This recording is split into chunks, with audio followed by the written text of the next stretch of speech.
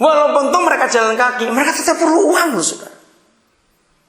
Tapi mengapa satu ayat saja tidak kita temukan di pasal 28 pasal Kisah Para Rasul?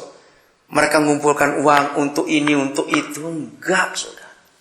Semua untuk pelayanan, habis untuk pelayanan. Katakan amin. Saya nggak tahu Yuta dan Halim masih ingat enggak?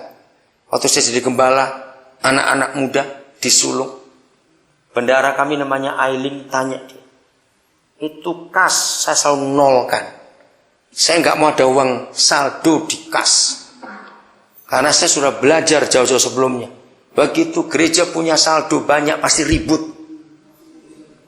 Pasti ribut. Itu dulu saudara belum ada ATM. Itu saya di kantor gereja itu belangko wesel banyak sekali.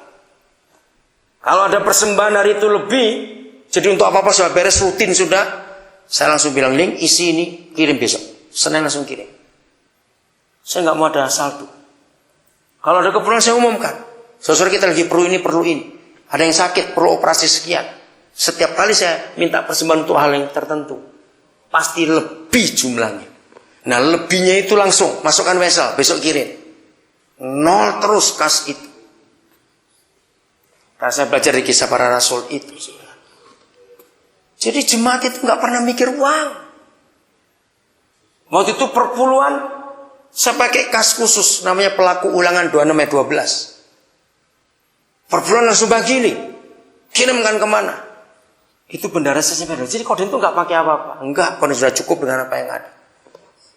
Di samping itu saya punya kas juga namanya Pelayanan Aulia Besalia untuk menunjang anak-anak sekolah. Jadi mereka itu nggak bicara fasilitas sedikit pun tidak. Kita nggak pernah ketemu ayat misalnya Kisah Rasul 17 ayat 4. Petrus doa semalam, kumpul uang beli kuda 4, unta 6. Enggak.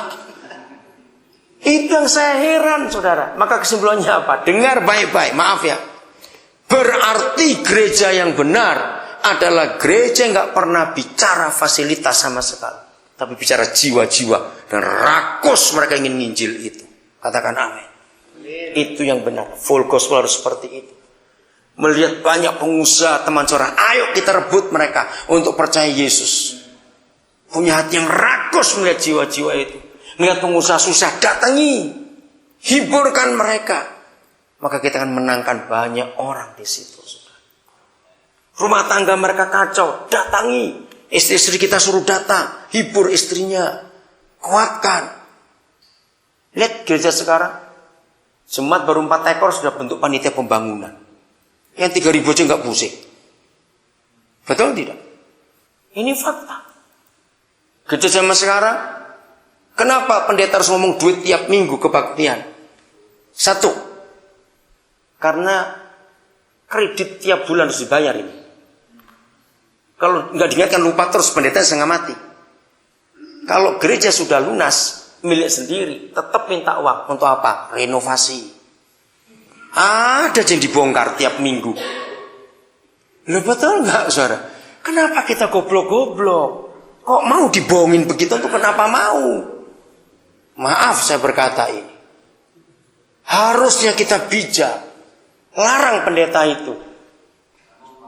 Ya tinggal pindah ke gereja lain, jangan di situ terus.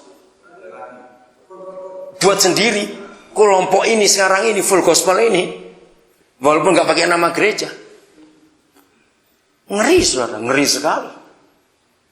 Mereka pada zaman itu 90% uang itu komisi untuk penjangkauan jiwa-jiwa.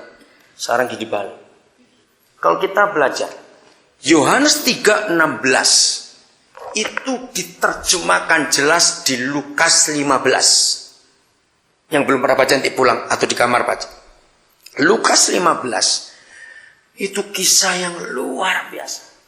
Di antara pasal-pasal di Alkitab, saya paling banyak khotbah Lukas 15. Masih ingat? Ada 3 kisah. Apa satu? Apa yang hilang? Yang pertama Lukas 15, bukan, domba yang hilang. 2, uang yang hilang. 3, anak yang hilang. Tapi semuanya happy ending, saudara. Happy ending. Satu-satunya tulisan di seluruh Alkitab yang menyatakan kapan dan bagaimana surga gempar. Itu Lukas 15. Kapan? Kalau ada apa? Satu orang berdosa bertobat, diselamatkan. Jadi gereja kenapa ngubah ayat itu? Dipikir surga bersuka cita. Kalau sosisnya 2 miliar, drumnya 4 juta. 20 juta. Gitarnya 18 juta. Enggak, gereja surga enggak bersuka cita karena itu. Pendetanya yang bersuka cita. Bukan surga. Surga itu bersuka cita kalau satu jiwa diselamatkan. Lihat perikop pertama. Ngeri. Dalam perikop pertama dikatakan begini. Gereja yang benar dan gembala yang benar itu seharusnya rela meninggalkan yang berapa? 99 dan pergi keluar mencari yang satu. Kembali ke angka 1 disebutkan. Yesus nggak minta banyak-banyak. Salah seorang dari saudaraku yang paling gini itu kamu urus. Kenapa harus rela membiarkan yang 99? Apa jawabannya? Kenapa? Ada kata biarkan aja, tinggalkan 99. Nah, karena sudah selamat, sudah aman ini. Keluar cari yang belum selamat itu. Tapi lihat gereja sekarang berani membalikkan 180 derajat. Biarkan yang satu, urus yang 99 ini karena kakap-kakap kaya-kaya semua ini. Jahat sekali. Kita harus berubah katanya. Saudara, mari kita lihat Yeskiel 34. Tuhan marah kepada gembala-gembala palsu. Marah keras Tuhan kepada gembala-gembala palsu. Ayat 16. Yang hilang akan kucari. Bukan yang sudah selamat yang dicari.